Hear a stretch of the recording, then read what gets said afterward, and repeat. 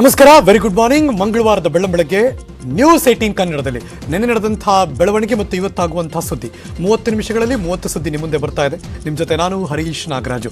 ಮೊದಲನೇ ಸುದ್ದಿ ಕಡೆ ಗಮನ ಹರಿಸೋಣ.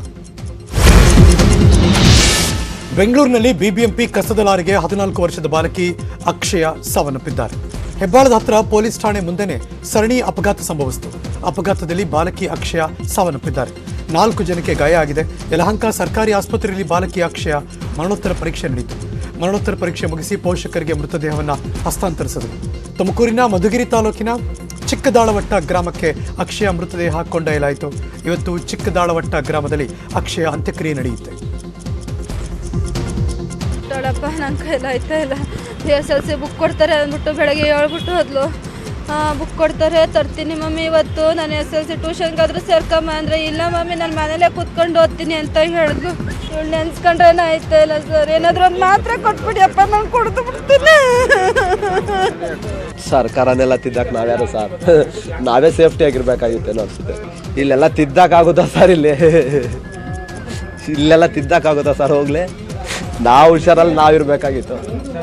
BBMPನೂ ಯಾರನ್ನೂ ದೂಷಣೆ ಮಾಡಿ ಇಲ್ಲ ಸರ್.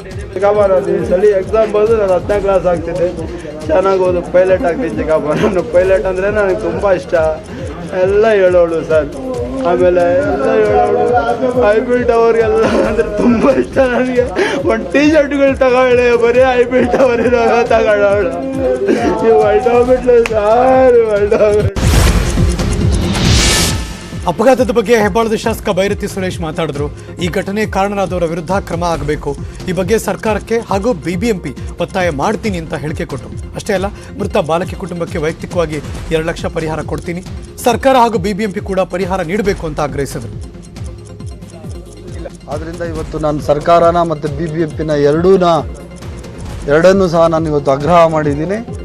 ಯಾರು ತಪ್ಪಿತಸ್ಥರಿದ್ದಾರೆ ಅವರಿಗೆ ಕೂಡಲೇ ತನಿಖೆ ನಡೆಸಿ ಅವ್ರ ಮೇಲೆ ತೀಕ್ಷ್ಣವಾದ ಕ್ರಮ ತಗೋಬೇಕು ಅಂತ ನಾನು ಆಲ್ರೆಡಿ ಹೇಳಿದ್ದೇನೆ. ಕಮಿಷನರು ಅದಕ್ಕೆ ಎಸ್ ಅಂತ ಹೇಳಿದ್ದಾರೆ. ಸತ್ತವ್ರಿಗೆ ಮತ್ತೆ ಬೆಲೆ ಕಟ್ಟೋಕ್ಕೇನಾಗಲ್ಲ ಅಂತ ಹಣದಿಂದ ನಾನು 2 ಲಕ್ಷ ರೂಪಾಯಿನ ಅವನ ಮೂರ್ತಿ ಕೊಡ್ತಾ ಇದ್ದೀನಿ. ಮತ್ತೆ BBMP ಅವ್ರಿಗೂ ಹೇಳಿದ್ದೀನಿ. ಮೇಕೆದಾಟು ಅಣೆಕಟ್ಟು ವಿರೋಧಿಸಿ ತಮಿಳುನಾಡು ವಿಧಾನಸಭೆಯಲ್ಲಿ ಸರ್ವಾನುಮತದ ನಿರ್ಣಯ ಅಂಗೀಕಾರವಾಗಿದೆ. ಮೇಕೆದಾಟು ಯೋಜನೆಗೆ ಕರ್ನಾಟಕ ಸರ್ಕಾರ ಬಜೆಟ್ನಲ್ಲಿ ಹಣ ನೀಡಿದ ನಿರ್ಧಾರದ ವಿರುದ್ಧ ತಮಿಳುನಾಡು ಜಲಸಂಪನ್ಮೂಲ ಸಚಿವ ದುರೈ ಮುರುಗನ್ ನಿರ್ಣಯ ಮಂಡಿಸಿದರು. ಇನ್ನು ಸಿಎಂ ಬಸವರಾಜ ಬೊಮ್ಮಾಯಿ ತಮಿಳುನಾಡು ಸರ್ಕಾರದ ವಿರುದ್ಧ ಕಿಡಿಕಾರದರು. ತಮಿಳುನಾಡು ವಿಧಾನಸಭೆಯಲ್ಲಿ ಮೇಕೆದಾಟು ಯೋಜನೆ ವಿರುದ್ಧ ಕೈಗೊಳ್ಳಲಾಗಿರುವ ನಿರ್ಣಯ ಕಾನೂನು ಬಾಹಿರವಾಗಿದೆ ಅಂತ ಸಿಎಂ ಬೊಮ್ಮಾಯಿ ಟ್ವೀಟ್ ಮಾಡಿ ಆಕ್ರೋಶ ವ್ಯಕ್ತಪಡಿಸಿದರು. ವಿಧಾನಸಭೆ ಕಲಾಪದಲ್ಲಿ ನಿನ್ನೆ ವಿಪಕ್ಷ ನಾಯಕ ಸಿದ್ದರಾಮಯ್ಯನವರು BS ಯಡಿಯೂರಪ್ಪನವರನ್ನ ಹಾಡಿ ಹೊಗಳಿದ್ರು. ಯಡಿಯೂರಪ್ಪನವ್ರು ಬಿಟ್ಟರೆ ಇನ್ಯಾರಿಗೂ ಜವಾಬ್ದಾರಿ ಇಲ್ಲ, ಯಡಿಯೂರಪ್ಪನವ್ರು ಮಾತ್ರ ಕಲಾಪದಲ್ಲಿ ಇರ್ತಾರೆ, BSYಗೆ ಇರೋ ಜವಾಬ್ದಾರಿ ಬೇರೆಯವ್ರಿಗೆ ಇಲ್ಲ ಅಂತ ಸಚಿವರು ಗೈರು ಹಾಜರಾಗಿದ್ದಕ್ಕೆ ಸಿದ್ದರಾಮಯ್ಯನವರು ಕಿಡಿಕಾರರು. ಸದಸ್ಯರು ಚರ್ಚೆ ಮಾಡಬೇಕಾದ್ರೆ ಸಚಿವರು ಇರಬೇಕು, ಸದಸ್ಯರು ಮಾತನಾಡೋದನ್ನ ಸಚಿವರು ಬರೆದುಕೊಂಡು ಉತ್ತರ ಕೊಡಬೇಕು ಅಂತ ಸಿದ್ದು ಹೇಳಿದರು. ಆಯ್ತಪ್ಪ, ಕನ್ಸರ್ನ್ ಮಿನಿಸ್ಟರ್ ಇರಲಿಲ್ಲ, ಬೇರೆ ಮಿನಿಸ್ಟರ್ ಆದರೂ ಕೂಡ ಅವ್ರು ಹೇಳ್ದದನ್ನು ಬರ್ಕೋಬೇಕಲ್ಲ, ಕೂತ್ಕೊಂಡು ಅವ್ರಿಗೆ ಪಾಸ್ ಆನ್ ಮಾಡಬೇಕಲ್ಲ. ನಾಳೆ ಹೆಂಗೆ ಉತ್ತರ ಕೊಡೋದು? ಹೆಂಗೆ? ಯಡಿಯೂರಪ್ಪನವ್ರು ಒಬ್ಬರು ಬಿಟ್ಟರೆ ಬೇರೆ ಯಾರಿಗೂ ಜವಾಬ್ದಾರಿ ಇಲ್ಲ ಇಲ್ಲಿ. ಯಡಿಯೂರಪ್ಪನವ್ರನ್ನೇ ಮುಂದ್ಗಡೆ ಕೂಡಿಸೋದು ಒಳ್ಳೆ. ಇಲ್ಲೇ ಇದ್ರು, ಸೋಮಶೇಖರ್ ಬಂದ್ರು, ಅಶೋಕ್ ಅವ್ರು ಬಂದ್ರು, ನೋಡಿ ಬರ್ತಾ ಇದ್ದಾರೆ ಒಬ್ಬೊಬ್ರೆ. ಇಲ್ಲಿ ಅವಾಗಿಂದ ಎಲ್ಲಿದ್ರಿ? ಅಲ್ಲ, ನಾನು ಬರ್ಲಿಲ್ಲ, ನಾನು ಬರ್ದೇ ಹೋದ್ರೆ ನಾನು ನನ್ನ ಇಲಾಖೆ ಮೇಲೆ ಮಾಡ್ತಾ ಇರೋದು, ಚರ್ಚೆ ಮಾಡ್ತಾ ಇರೋದು. ಆಯ್ತು.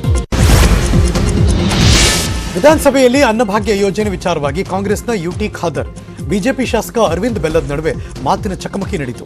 ಕೇಂದ್ರ ಸರ್ಕಾರದ ಯೋಜನೆಯನ್ನ ಸಿದ್ದರಾಮಯ್ಯನವರು ನಮ್ಮ ಅನ್ನಭಾಗ್ಯ ಯೋಜನೆ ಅಂತಿದ್ದಾರೆ ಅಂತ ಬೆಲ್ಲದ್ ಕಿಡಿಕಾರರು. ಅನ್ನಭಾಗ್ಯ ಯೋಜನೆಯನ್ನ ಪರಿಚಯಿಸಿದ್ದೇ ಸಿದ್ದರಾಮಯ್ಯನವರು ಅಂತ UT ಖಾದರ್ ತಿರುಗೇಟುಕೊಂಡರು. ಅನ್ನಭಾಗ್ಯ ಯೋಜನೆ ಕುರಿತು ಕಾಂಗ್ರೆಸ್ನ ಪ್ರಿಯಾಂಕ ಖರ್ಗೆ, UT ಖಾದರ್ ಹಾಗೂ ಬಿಜೆಪಿಯ ನಡಹಳ್ಳಿ ಅರವಿಂದ್ ಬೆಲ್ಲದ್ ನಾಗೇಂದ್ರ ನಡುವೆ ಜಟಾಪಟಿ ಕೂಡ ನಡೆಯಿತು. ಸಿಎಂ ಬಸವರಾಜ ಬೊಮ್ಮಾಯಿಗೆ ವಿಪಕ್ಷ ನಾಯಕ ಸಿದ್ದರಾಮಯ್ಯನವರು ಪತ್ರ ಬರೆದಿದ್ದಾರೆ. ನಮ್ಮ ಮೆಟ್ರೋ ಯೋಜನೆಯನ್ನ ತಮಿಳುನಾಡಿನ ಹೊಸೂರುವರೆಗೆ ವಿಸ್ತರಿಸಬೇಕು ಅಂತ ಮನವಿ ಮಾಡಿದ್ದಾರೆ. ಕೃಷ್ಣಗಿರಿ ಸಂಸದ ಡಾಕ್ಟರ್ ಚಲ್ಲಕುಮಾರ್ ಈ ಮನವಿಯನ್ನ ಮಾಡಿದ್ದಾರೆ. ಅವರ ಮನವಿಯನ್ನು ಪರಿಶೀಲಿಸಿ ಅಂತ ಸಿದ್ದರಾಮಯ್ಯನವರು ಸಿಎಂಗೆ ಪತ್ರ ಬರೆದು ಮನವಿ ಮಾಡಿದ್ದಾರೆ. 3,000ಕ್ಕೂ ಹೆಚ್ಚು ಸಣ್ಣ ಮತ್ತು ಮಧ್ಯಮ ಕೈಗಾರಿಕೆಗಳು ಹೊಸೂರಿನಲ್ಲಿವೆ. ಹೀಗಾಗಿ ಬೆಂಗಳೂರು ಹೊಸೂರು ಮಧ್ಯೆ ಮೆಟ್ರೋ ಮಾರ್ಗ ಕಲ್ಪಿಸುವಂತೆ ಮನವಿ ಮಾಡಿದರು. ಉಕ್ರೇನ್ನಿಂದ ಅರ್ಧಕ್ಕೆ ವಾಪಸ್ಸಾಗಿರುವ ಮೆಡಿಕಲ್ ವಿದ್ಯಾರ್ಥಿಗಳಿಗೆ ಉಚಿತ ಶಿಕ್ಷಣ ನೀಡುವ ಭರವಸೆ ಸಿಕ್ಕಿದೆ. ಸಚಿವ ಸುಧಾಕರ್ ಮತ್ತು ವಿದ್ಯಾರ್ಥಿಗಳ ಜೊತೆ ನಡೆದಂತಹ ಸಭೆಯಲ್ಲಿ ಈ ತೀರ್ಮಾನ ಆಗಿದೆ. ಪರಿಶೀಲನೆಗೆ ಸಮಿತಿಯನ್ನೂ ಸರ್ಕಾರ ರಚನೆ ಮಾಡಿದೆ ಅಂತ ಡಾಕ್ಟರ್ ಸುಧಾಕರ್ ಹೇಳಿದರು. ಉಕ್ರೇನ್ನಿಂದ ವಾಪಸ್ ಆದವರಿಗೆ ಬಹುತೇಕ ಉಚಿತ ಶಿಕ್ಷಣ, ರಾಜ್ಯದ 60 ಮೆಡಿಕಲ್ ಕಾಲೇಜುಗಳಲ್ಲಿ ಶಿಕ್ಷಣಕ್ಕೆ ವ್ಯವಸ್ಥೆ ಮಾಡಲಾಗುತ್ತೆ. ಅಷ್ಟೇ ಅಲ್ಲ, ಶುಲ್ಕ ಕಟ್ಟದೆ ಮೆಡಿಕಲ್ ಶಿಕ್ಷಣ ಮುಂದುವರಿಸಬಹುದು ಅಂತ ಸಚಿವ ಡಾಕ್ಟರ್ ಸುಧಾಕರ್ ಭರವಸೆ ಕೊಟ್ಟರು. ಸ್ಟಡೀಸು ಮತ್ತು ಅವರು ಕ್ಲಿನಿಕಲ್ ಎಕ್ಸ್ಪೋಜರು ಇದನ್ನ ಕಂಟಿನ್ಯೂ ಆಗಲಿಕ್ಕೆ ನಮ್ಮ ಇನ್ಸ್ಟಿಟ್ಯೂಷನ್ಸಲ್ಲಿ ಅವ್ರಿಗೆ ಅವಕಾಶ ಮಾಡಿಕೊಡ್ತಾ ಇದ್ದೀವಿ. ಅದಕ್ಕೆ ಅವ್ರೇನು ಫೀಸ್ ಕಟ್ಟಬೇಕಾಗಿಲ್ಲ, ಯಾವ ಫೀಸು ಅವ್ರು ಕಟ್ಟಬೇಕಾಗಿಲ್ಲ. ಅವರು ಫ್ರೀಯಾಗಿ ಇಲ್ಲಿ ಸೇರಿಕೊಂಡು ಅದೆಲ್ಲ ಮುಂದುವರಿದೆ.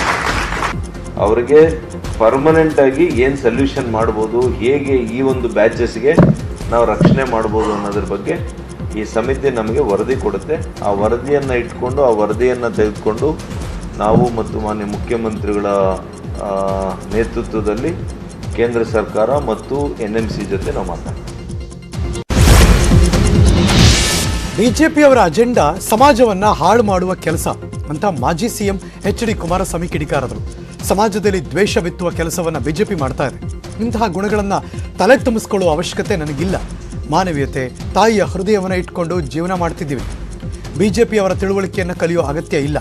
ಅಂತಹ ತಿಳುವಳಿಕೆ ಕಲಿತ್ರೆ ಸಮಾಜ ಹಾಳಾಗುತ್ತೆ ಅಂತ ಬಿಜೆಪಿ ನಾಯಕರಿಗೆ HD ಕುಮಾರಸ್ವಾಮಿ ಟಾಂಗ್ ಕೊಟ್ಟರು.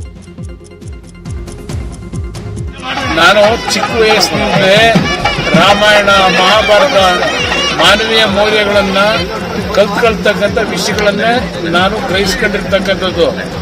ಈಗ ಇವರ ಇದೆಯಲ್ಲ ಅಜೆಂಡಾ, ಈ ಅಜೆಂಡಾ ಸಮಾಜ ಹಾಳು ಮಾಡ್ತಕ್ಕಂಥ ಕೆಲಸ ನಡೀತಾ ಇದೆಯಲ್ಲ, ಸಮಾಜದಲ್ಲಿ ದ್ವೇಷದ ಒಂದು ರಾಜಕಾರಣಗಳು, ಆ ರೀತಿಯ ತಲೆ ತುಂಬಿಸ್ಕೊಳ್ಳೋದು ನನಗೆ ಅವಶ್ಯಕತೆ ಇಲ್ಲ.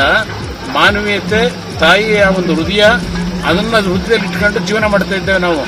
ಇವರಿಂದ ನಾವು ಯಾವುದು ಕಲಿಬೇಕಾದ ಅವಶ್ಯಕತೆ ಇಲ್ಲ. ತಿಳುವಳಿಕೆ ಮೂಡಿಸ್ಕೊಳ್ಳೋದು, ಅಂತ ಒಂದು ತಿಳುವಳಿಕೆ ಇವರಿಂದ ಕಲಿತರೆ ಸಮಾಜ. ಉಡುಪಿಯ ಕಾಪು ತಾಲೂಕಿನ ಇತಿಹಾಸ ಪ್ರಸಿದ್ಧ ಸುಗ್ಗಿ ಮಾರಿಗುಡಿ ಜಾತ್ರೆ ಇವತ್ತು ನಡೆಯುತ್ತೆ. ಆದರೆ ಜಾತ್ರೆ ಪೂಜೆಯಲ್ಲಿ ಮುಸ್ಲಿಮರಿಗೆ ಬಹಿಷ್ಕಾರ ಹೇರಲಾಗಿದೆ. ಹಿಜಾಬ್ ತೀರ್ಪು ಧಿಕ್ಕರಿಸಿ ಮುಸ್ಲಿಂ ಸಂಘಟನೆಗಳು ಪ್ರತಿಭಟನೆ ನಡೆಸಿದ್ವು. ಈ ನೆಲದ ಕಾನೂನು ಹಾಗೂ ಸಂವಿಧಾನವನ್ನ ಮುಸ್ಲಿಮರು ಒಪ್ತಾ ಇಲ್ಲ, ಗೌರವಿಸ್ತಾ ಇಲ್ಲ. ಹೀಗಾಗಿ ಸುಗ್ಗಿ ಮಾರಿಗುಡಿ ಪೂಜೆಯಲ್ಲಿ ಮುಸ್ಲಿಂ ವ್ಯಾಪಾರಿಗಳಿಗೆ ಅವಕಾಶ ನೀಡದಂತೆ ಹಿಂದೂ ಜಾಗರಣ ವೇದಿಕೆ ಮುಖಂಡರು ಆಗ್ರಹಿಸಿದ್ದಾರೆ. ಕಾಪು ಮಾರಿಗುಡಿ ಜಾತ್ರೆಯಲ್ಲಿ ಬೀದಿ ವ್ಯಾಪಾರಕ್ಕೆ ಅವಕಾಶ ನೀಡುವಂತೆ ಬೀದಿ ವ್ಯಾಪಾರಿಗಳ ಜಾತ್ರಾ ಒಕ್ಕೂಟದ ಪ್ರಧಾನ ಕಾರ್ಯದರ್ಶಿ ಮೊಹಮ್ಮದ್ ಆರೀಫ್ ಮನವಿ ಮಾಡಿದ್ದಾರೆ. ಇದು ಹಿಂದೂ ಜಾಗರಣ ವೇದಿಕೆಯ ಮನವಿಯಲ್ಲ, ಇದು ಇಡೀ ಹಿಂದೂ ಸಮಾಜದ ಮನವಿ. ಮುಸಲ್ಮಾನ್ ವ್ಯಾಪಾರಿಗಳಿಗೆ ಹಿಂದೂ ಧಾರ್ಮಿಕ ಕೇಂದ್ರಗಳಲ್ಲಿ, ಹಿಂದೂ ಹಬ್ಬ ಹರಿದಿನ ಜಾತ್ರೆಗಳಲ್ಲಿ ಯಾವುದೇ ಕಾರಣಕ್ಕೆ ಅವಕಾಶವನ್ನು ಕೊಡಬಾರ್ದು ಅನ್ನುವಂಥದ್ದು ಇಡೀ ಹಿಂದೂ ಸಮಾಜದ ಆಗ್ರಹ. ಅದನ್ನು ನೇತೃತ್ವವನ್ನು ಮಾತ್ರ ಹಿಂದೂ ಜಾಗರಣ ವೇದಿಕೆ ವಹಿಸಿಕೊಂಡಿರುವಂಥದ್ದು. ಇವತ್ತು ಮೊನ್ನೆ ಏನು ಹಿಜಾಬಿಗೆ ಸಂಬಂಧಪಟ್ಟ ಹಾಗೆ ಹೈಕೋರ್ಟ್ ತೀರ್ಪು ಬಂದಿದೆ, ಆ ತೀರ್ಪನ್ನು ಧಿಕ್ಕರಿಸಿ ಇವತ್ತು ಮುಸಲ್ಮಾನರು ಮೊನ್ನೆ ದಿನ ಏನು ಅವರ ಎಲ್ಲ ವ್ಯವಹಾರಗಳನ್ನು ಮುಚ್ಚಿ ಬಂದ್ ಮಾಡಿ ಪ್ರತಿಭಟನೆಯನ್ನು ಮಾಡಿದರು. ಇದು ಸಹಜವಾಗಿ ಹಿಂದೂ ಸಮಾಜದಲ್ಲಿ ದೊಡ್ಡ ಪ್ರಮಾಣದಲ್ಲಿ ಆಕ್ರೋಶವನ್ನು ಉಂಟು ಮಾಡಿದೆ. ಪಠ್ಯಪುಸ್ತಕದಲ್ಲಿ ಭಗವದ್ಗೀತೆ ಅಳವಡಿಸುವ ವಿಚಾರ ಕುರಿತು ಕನ್ನಡ ಅಭಿವೃದ್ಧಿ ಪ್ರಾಧಿಕಾರದ ಅಧ್ಯಕ್ಷ TS ನಾಗಾಭರಣ ಮಾತಾಡಿದರು. ಜ್ಞಾನಕೋಶ ಬೆಳಿಬೇಕಾದ್ರೆ ಸ್ವೀಕರಿಸೋದು ತಪ್ಪಿಲ್ಲ. ಭಗವದ್ಗೀತೆ, ರಾಮಾಯಣ, ಮಹಾಭಾರತದಿಂದ ಜ್ಞಾನ ಬೆಳೆದ್ರೆ ಅಳವಡಿಸೋದು ತಪ್ಪಿಲ್ಲ. ಕುವೆಂಪು ಅವರು ಸಹ ಅದನ್ನೇ ಹೇಳಿದ್ದಾರೆ. ಹಾಗಾಗಿ ಮಗುವಾಗಲಿ ದೊಡ್ಡವರಾಗಲಿ ಅದನ್ನು ಸ್ವೀಕರಿಸಬೇಕು ಅಂತ TS ನಾಗಾಭರಣ ಹೇಳಿದರು. ಯಾವುದೇ ಒಂದು ಕುವೆಂಪು ಅವರ ಒಂದು ಮಾತಿದೆ, ಕಣ್ಣು ಮತ್ತು ಕಿವಿಗಳನ್ನು ಯಾವಾಗಲೂ ತೆಗೆದಿಟ್ಟುಕೊಳ್ಳಿ, ನಿಮ್ಮ ಬಾಗಿಲು ಮತ್ತು ಕಿಟಕಿಗಳನ್ನು ಯಾವತ್ತೂ ತೆಗೆದಿಟ್ಟು. ಜ್ಞಾನ ಶಿಸ್ತುಗಳು ಇಂಥದೇ ಕಡೆಯಿಂದ ಬರುತ್ತೆ ಅಂತ ಹೇಳೋಕ್ಕಾಗಲ್ಲ. ಜ್ಞಾನದ ಯಾವುದೇ ಶಾಖೆಗಳು ಬಂದಾಗ ಅದನ್ನು ಸ್ವೀಕರಿಸಿದಾಗ ಮಾತ್ರ ಮನುಷ್ಯ ತನ್ನ ಅರಿವನ್ನು ಹೆಚ್ಚಿಸ್ತಾ ಹೋಗ್ತಾನೆ. ಅರಿವಿನ ವಿಸ್ತಾರ ಆಗಬೇಕಾದ್ರೆ ಪ್ರತಿಯೊಂದು ಹಂತದಲ್ಲಿಯೂ ಕೂಡ ಮಗುವಾಗಲಿ ದೊಡ್ಡವರಾಗಲಿ ನಿತ್ಯ ಕಲಿಕೆಯಲ್ಲಿರಬೇಕು. ಆ ನಿತ್ಯ ಕಲಿಕೆ